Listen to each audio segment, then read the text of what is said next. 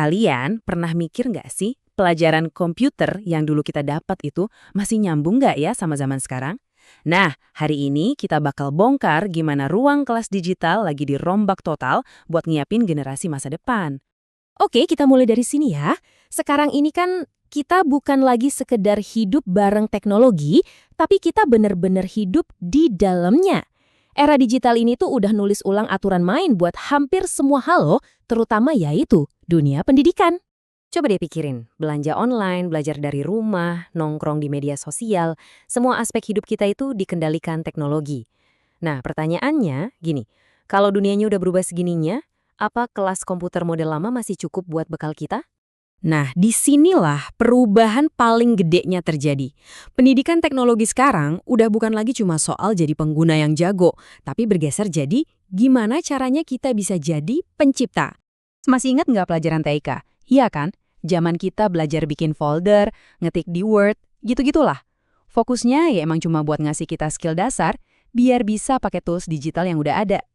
Nah, ini dia beda utamanya.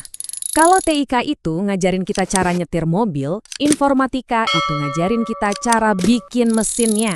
Lompatannya jauh banget loh. Dari yang tadinya cuma tahu cara kirim email, jadi ngerti gimana sistem email itu bekerja, bahkan gimana cara bikin sistem itu jadi lebih baik lagi. Terus informatika itu apaan sih sebenarnya? Gampangnya gini deh, anggap aja ini semacam ilmu sihir di balik dunia digital. Ini tuh seni mengubah data yang acak-acakan jadi solusi yang berguna. Keren kan? Campuran antara logika, teknologi, sama imajinasi kreatif. Dan ini cakupannya luas banget. Ini bukan cuma soal ngoding doang. Ini tuh soal gimana kita bisa paham cara kerja algoritma di medsos, gimana big data itu nentuin keputusan bisnis, sampai ke soal etika di balik AI. Jadi, informatika ini kayak peta lengkap buat kita jalan-jalan sekaligus ngebangun dunia digital modern. Oke, jadi apa sih benang merah yang nyatuin ini semua? Jawabannya bukan soal toolsnya, tapi soal cara mikirnya. Ini tuh kayak kita lagi nginstal sistem operasi baru buat otak kita. Dan ini nih poin utamanya, tujuannya itu bukan buat nyetak jutaan programmer, bukan. Tujuannya itu buat ngajarin yang namanya computational thinking atau berpikir komputasional. Ini tuh kayak superpower buat mecahin masalah. Jadi kita bisa lihat masalah gede, entah itu proyek sekolah atau bahkan cuma ngatur liburan, terus kita pecah-pecah jadi langkah-langkah kecil yang gampang diurus. Persis kayak cara komputer mikir. Oke, kedengarannya keren banget ya di atas kertas. Tapi pertanyaannya, emang beneran berhasil nggak sih pendekatan yang lebih konseptual ini kalau diterapin di kelas?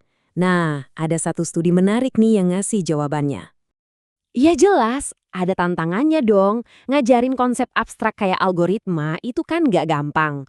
Awalnya banyak banget siswa yang kewalahan, dan ini kelihatan banget dari nilai mereka. Nah, buat ngadepin tantangan ini, para guru di SMPN 7 Solok Selatan nyoba sesuatu yang beda. Mereka pakai metode yang namanya Problem Based Learning atau PBL. Idenya simple tapi cerdas banget. Daripada cuma ngasih teori, mereka langsung kasih siswa masalah di dunia nyata buat dipecahin bareng-bareng. Dan hasilnya? Wah, luar biasa. Sebelum pakai metode ini, cuma sekitar 41% siswa yang nilainya tuntas. Sesudahnya, angkanya loncat jadi 100%. Yap, 100%. Semua siswa berhasil. Dan peningkatannya bukan cuma di angka ketuntasan aja. Coba lihat deh nilai rata-ratanya. Ikutan meroket dari 71,18 jadi 85,18. Ini bukti nyata banget kan? Ternyata bukan cuma apa yang kita ajarin yang penting, tapi juga gimana cara kita ngajarinnya. Tapi, skill teknis itu cuma salah satu kepingan puzzle aja. Biar benar-benar siap buat masa depan, kita harus lihat gambaran yang lebih gede, lebih dari sekedar kode dan algoritma. Nah, disinilah konsep literasi digital jadi tujuan akhirnya. Ini udah bukan lagi soal bisa pakai aplikasi apa, tapi soal gimana kita jadi warga negara digital yang baik. Maksudnya, ya, bisa nyaring berita hoax, bisa kerjasama di proyek online, dan bisa pakai teknologi buat bikin sesuatu yang positif. Dan kutipan ini negasin poin itu banget. Keahlian teknis doang itu nggak cukup. Apalagi di dunia yang serba nggak pasti sekarang, sering disebut era VUCA, kemampuan teknis itu wajib hukumnya diimbangin sama yang namanya soft skills. Jadi, inilah resep sukses buat masa depan. Gabungan antara skill teknis yang mantap dari informatika plus kemampuan buat komunikasi, kolaborasi, dan adaptasi. Bukan pilih salah satu ya, tapi harus dua-duanya. Ini paket komplit. Oke, yuk kita tarik kesimpulan dari semua ini dan lihat artinya buat masa depan kita. Jadi, kita udah lihat ya perjalanannya. Pertama, dunia jadi serba digital. Kedua, pendidikan kita ikut berevolusi, ganti dari TIK ke informatika, buat ngajarin cara mecahin masalah. Ketiga, perubahan ini ngebentuk cara pikir baru, yaitu computational thinking. Dan akhirnya, tujuan besarnya adalah mencapai literasi digital yang sejati, di mana skill teknologi dan soft skills itu nyatu.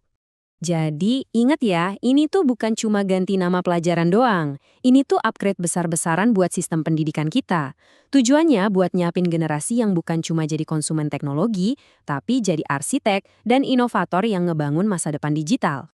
Sebagai penutup, coba kita renungkan ini. Dunia bakal makin kompleks dan makin digital itu udah pasti. Pertanyaannya sekarang bukan lagi apakah teknologi itu penting, tapi seberapa baik kita nyiapin generasi berikutnya buat membangun teknologi itu sendiri. Bukan cuma buat jadi pengguna, tapi jadi pencipta yang bakal nentuin arah dunia digital kita ke depannya.